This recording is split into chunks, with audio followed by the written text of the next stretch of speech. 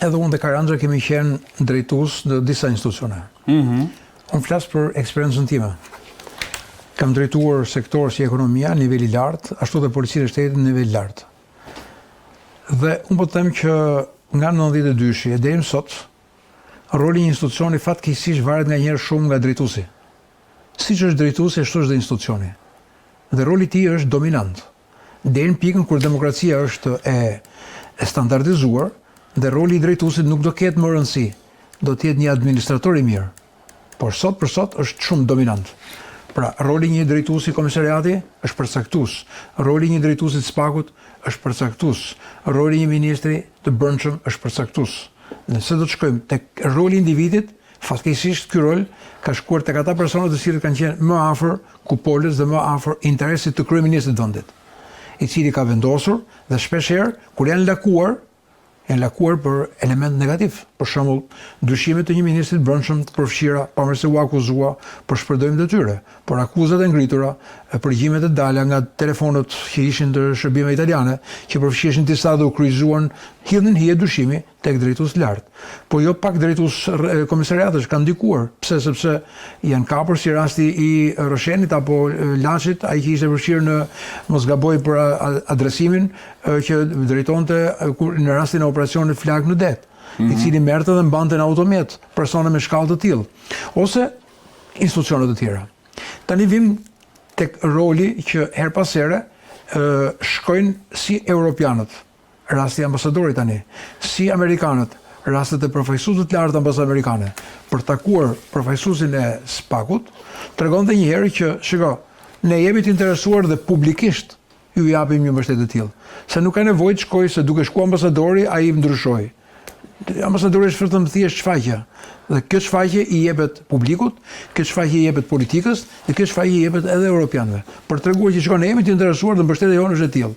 Se për dhënë takime të tilla, s'ka nevojë fare të dalësh në media, nuk ka nevojë të bësh ato takime, o shkon e bën ambasadë, ne kemi provuar që ambasada u hap dhe krerët e politikës shkuan atje për të bërë takime, po jo. Pra deri në ambasadë kanë vajtur, nuk ka një vend në botë që përfaqësuesit janë atje, mbyllin dyrët, hajde të flasim këtu. Masi të marrim, do të dilni. Për të treguar edhe një herë integritetin apo të politikës dhe të institucioneve. Nga parlamenti, kryeministri dhe drejtues të tjerë, qoftë të opozitës që në fund fundit janë drejtues shteti, qoftë në opozitë.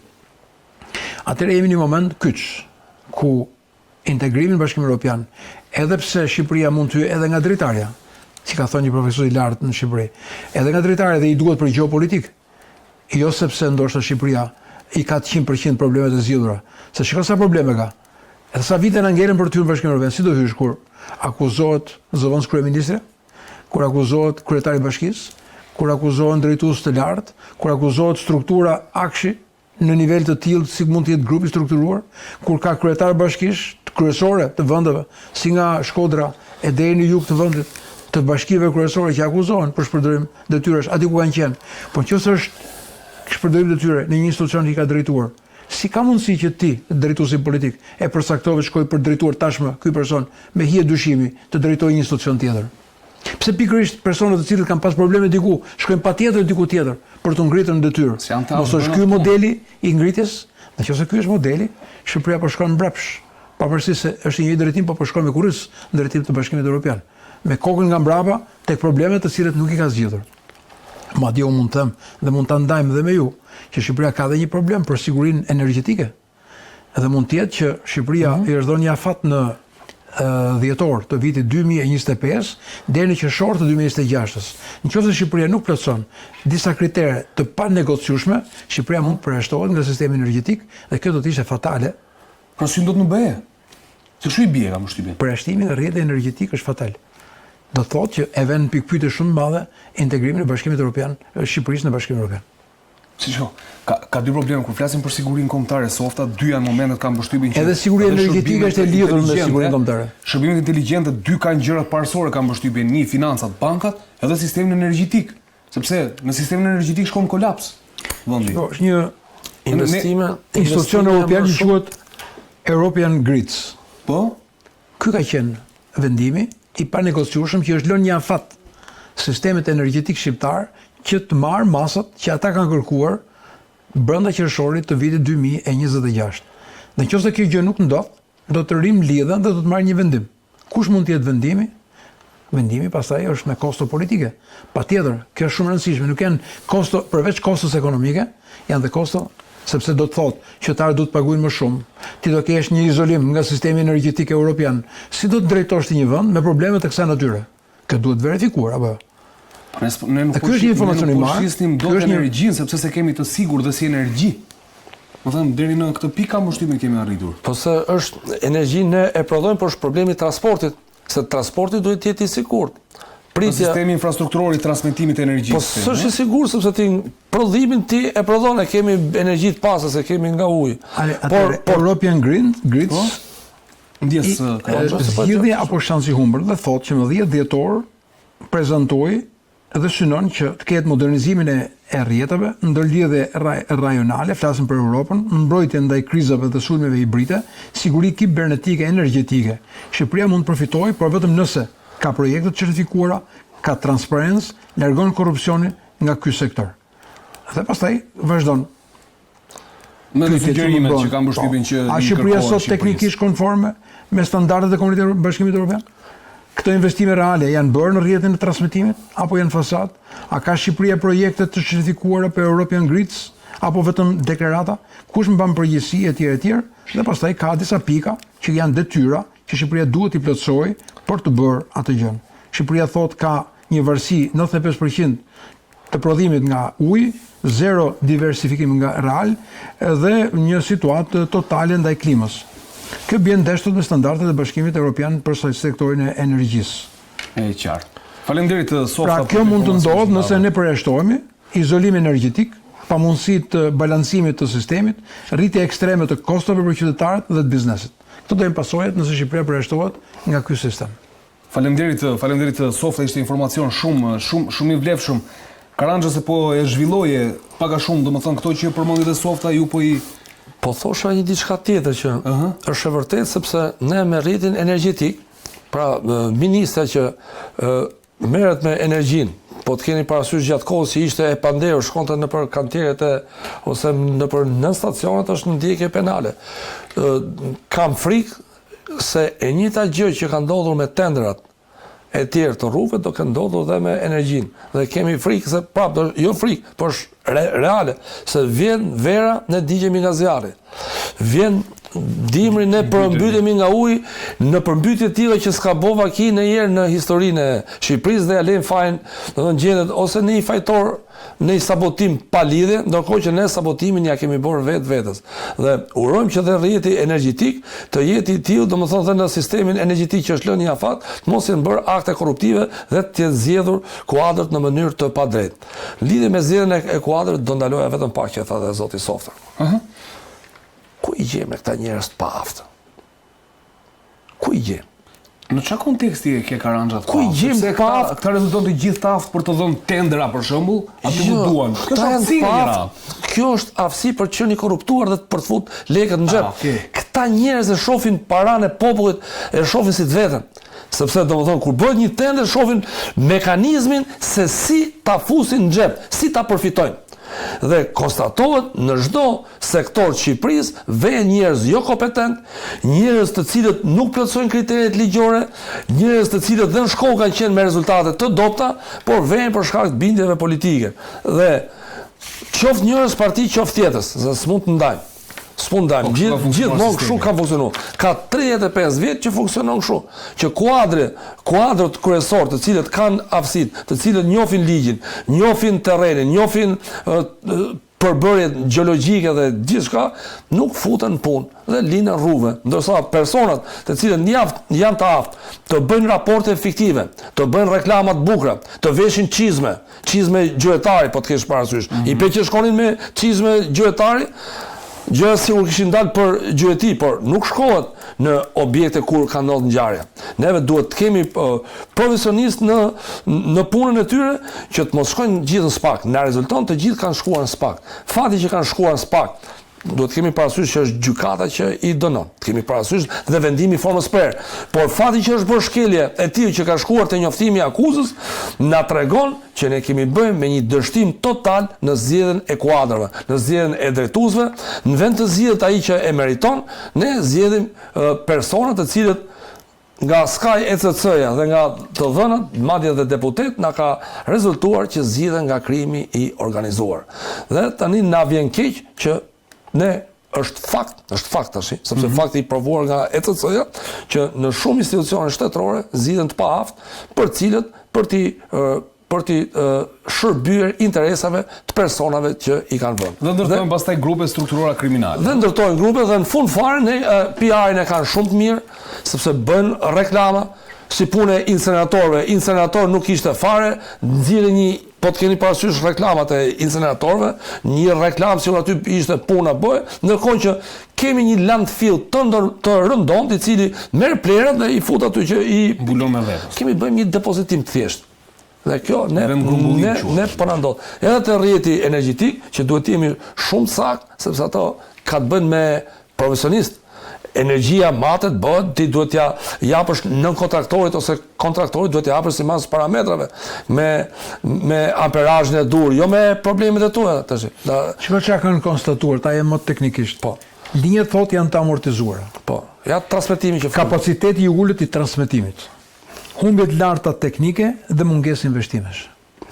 Dhe nëse kjo do të ndodhë, unë e parashikoj që Shqipëria mund të shkojë brenda vitit në zgjedhjet parakoshme. Po, politike. Nëse nuk e plotësojmë këtë thua. Po se nëse ti ke këtë situatë, patjetër do të bësh një ndryshim dhe kush mund të jetë gjithmonë politika bën. Edhe më fal djalë, një diçka. Faleminderit softa. Në vend që të merrem me këtë që është problem që s'ka dalë asnjëherë që softa. Qershori do të jetë problemi, do të jetë prova që publiku nuk e di, po do të jetë prova se çfarë mund ndodh me këtë vend.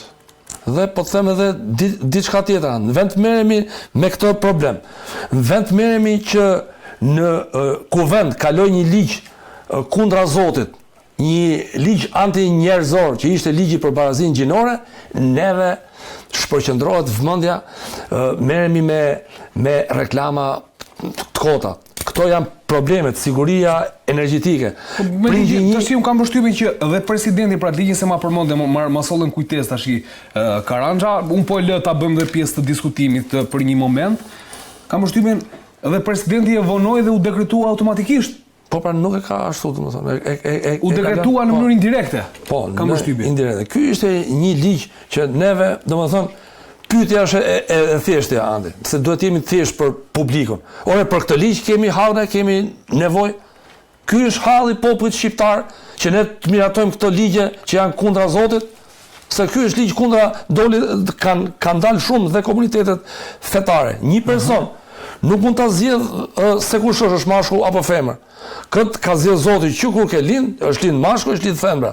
Dhe kur është kriju bota, është kriju Eva dhe Adami. Si janë kriju dy burra ose dy gra. Pra neve po merremi me gjëra të cilat ose që nuk i hyn në xhep popullit shqiptar, që janë një agjend politike e caktuar, ndërkohë s'merremi me hallet dhe problemet e popullit. S'merremi me rrjetin energjetik, s'merremi me përmbytjet pse tubat ose kanalet e hidrovore kanë qenë të shkarkuar, pse janë koshat e plenave, se unë po them edhe diçka tjetër. Është zonë Gjiri Laxhit, është zonë shumë e bukur. Kepi Rodonit është shumë i bukur. Të dalësh buz detit, për shembull, te kepi Rodonit e ke gjithë plastik. Atëherë ku është incineratori që do diqte plastikën? Pra ne kemi mashtrim çdo fushë të vendit tonë. Dhe ne çfarë bëjmë? Kemi gjetë, jemi në rregull me një sekt ose më saktë me një pakicë ndërkombëtare.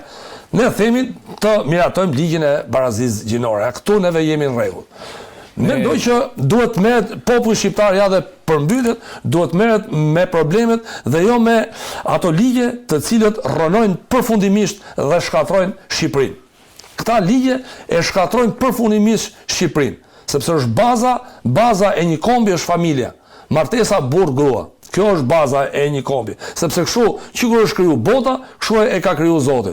Pra do ketë burr dhe grua, Eva dhe Adami. Për caktim natyror. Softa, shkurtimisht, për këtë që tha dhe Karanja, si lexon këto ligje se natyre, lexon si shkputje vëmendje, lexon një agjendë e cila do duhet të implementohet nga qeveritarët se ashtu kanë marrë përsipër kontratat. Ka një grup për referendumin përbëhet nga 16 vëlla. Është drejtuar Komisioni Qendror të Zgjedhjeve, është përgatitur projekti. Referendum për këtë ligj tani? Për këtë ligj. Dhe ka punuar shumë avokati Besnik Muçi, lidhur me përgatitjen e bazës ligjore, ku është depozituar, ka një projekt, një mundësi që ditën e hënë një grup i joni përcaktuar nga kjo 16 janë përcaktuar 3 vete do të jenë pjesë do të jenë në KQZ për ta mbrojtur, por njëkohësisht për të marrë vendimin që mund të jetë vendimi i parë për të miratuar fletën e referendumit dhe brenda shkurtit, ndoshta duhet ky grupi të ketë një gjendje të realizojë të mbledh 50.000 firma për të kaluar dhe për të miratuar pastaj hapjen e datës për një referendum. Po çfarë do kërkohet? Jeni dakord apo jo me këtë ligj? Po jo, edhe nëse rrëzohet bie si ligj? Ka përshtypje? Ne i drejtohemi. Pra do kërkohet popullit, mendimi i popullit, qytetarëve. Edhe unë jam firmëtari, edhe unë jam firmëtar. Nëse doni dhe emrat mund t'i lexoj, kush janë, po megjithatë, unë jam një nga firmëtarët. Okej, jemi okej. Një nga firmëtarët. Dhe këtu ka disa kërkesa që ne i drejtohemi qytetarëve në pyetje. Pse ligji për barazinë gjinore është shqetësues? Pra ne kemi një shërotim që i takon qytetarëve shqiptar, ku jo kushdo e di se ç'do të thotë, sepse shpesh herë fjalën barazinë gjinore e kuptojmë midis të drejtave të grave dhe të burrave. Jo, nuk është kjo. Absolutisht nuk është kjo. Bëhet fjala për barazinë gjinore, kur këtu ajo që është shqetësues është fakti që nëse një mashkull nesër deklaron që unë jam grua, i bie që ai bëhet grua me vetë deklarim apo jo. E njëjta gjë mund ndodhet edhe për një burr, për një grua thotë që unë jam burr. Atëherë, nëse ne themi që martesa që ka fëmijë, qoftë për adoptimin e tyre, do të jetë midis një burri dhe një gruaje, nuk mund të jetë midis dy burrave dhe midis dy grave që të bëhen prindër apo jo. Se nëse vim në këtë pikë, atëherë do të thotë që për barazinë gjinore, kjo klasë po e quajmë njerëz të cilët për arsye interesash mund të shpallën grua dhe burr, atëherë mund të ndodhë që këta thonë për shkak të barazinë gjinore, për shembull 20% të jenë transgjinor apo dhe të jenë ushtri, të jenë shërbim informativ, të jenë polici, të jenë administratën shtetërore apo jo. Këtu pastaj nuk është barazinë gjinore. Do duhet parë me kujdes. Mua më vjen mirë që ka një iniciativë të pyetet popullin në fund të. Po ta plotësoj edhe një herë. Do të lëm tek nuk mund ta zgjedhësh ti se çfarë je. Ti je tashmë, je ose burr ose grua. Po të ka bërë Zoti më. Se të ka bërë Zoti se nesër mund thosh që jam edhe tigër ose ari. Ose jam Jean Marrea ose çfarë them unë. Prandaj ti je burr dhe je grua. Tash kaq është. Nuk mund thosh ti unë mund të jem grua. Ose sepse mund të ndryshohet, mund bëhet në ndryshim nesër ligj, mund të jesh qen. Unë e ndjej veten qen. Por s'janë këto ato janë. Këto janë deformime të një sekti caktuar i cili synon shpopullimin e Shqipërisë dhe shkatrimin përfundimtar të familjes shqiptare. Më falë. Jo, shkatrimi përfundimtar. Në gjuhë popullore të kuptohet drejt dhe qartë ky shqetësim. Unë je burr, je grua, kaq. Si mund të jetë një grua burr? Çfarë sendesh duhet marrë se çfarë duhet bëhet? Po s'bëhet produkti grua burr. Prishim lirinë dhe të drejtën e këtyre njerëzve, absolutisht jo. Po s'mund të jesh ti. Por nuk mund të jetë, po themi nga një martesë, nuk mund të vijë midis dy burrave, po themi martesë mund bëjnë, se nuk ndalon dot të drejtën e tyre. Por nuk mund të jetë prind. Dy burra apo dy gra për një fëmijë që do të jenë. Se nesër kur fëmia të rritet çfarë duhet thotë? Është i vogël, nuk është në gjendje një fëmijë të përcaktojë nesër dhe nesër ai të jetë në një situatë të tillë që mund të jetë jo e pranueshme apo jo. Mund vjen mirë shumë për nismën softa që jeni firmëtar aty dhe të paktën të merret mendimi edhe i qytetarëve për një ligj të tillë i cili duhet thënë që shkaktoi pak kohë më parë një debat shumë të madh publik dhe është një gjë që kam përshtypjen të vazhdoj të provohet derisa të marrë një zgjidhje dhe kam përshtypjen zëri i qytetarëve është zëri më i fortë në këtë histori. Faleminderit Softa. Un kam edhe pyetjen e fundit përpara se ne të kalojmë të trajtojmë edhe çështje të tjera të cilat lidhen po me Spakun, siç është çështja Balluku, Akshi dhe çështja e Benet Becit, kryetarit të Bashkisë së Shkodrës, i shkreu të Kesh. Shkurtimisht, a jemi në një gjendje tashmë me përvojën që ka fituar Spak për të ftuar krimin organizuar, çfarë po ndodh me përgjimet e SkyCC, Encrociata apo Matrix, sepse duket sikur këto një pjesë e këtyre kanë rënë në heshtje, nuk kemi dëgjuar më le të themi dosje kaq voluminoze të krimit organizuar, jemi në gjendje dhe çfarë do jetë kjo 2026-a? Mendoj që çështjet për sa i përket Sky ECC-s Duhet kemi parasysh Matrix po të siç jemi në djeni është zbërthyer vetëm një. Të një 3 mujorsh. Të një 3 mujorsh shtator,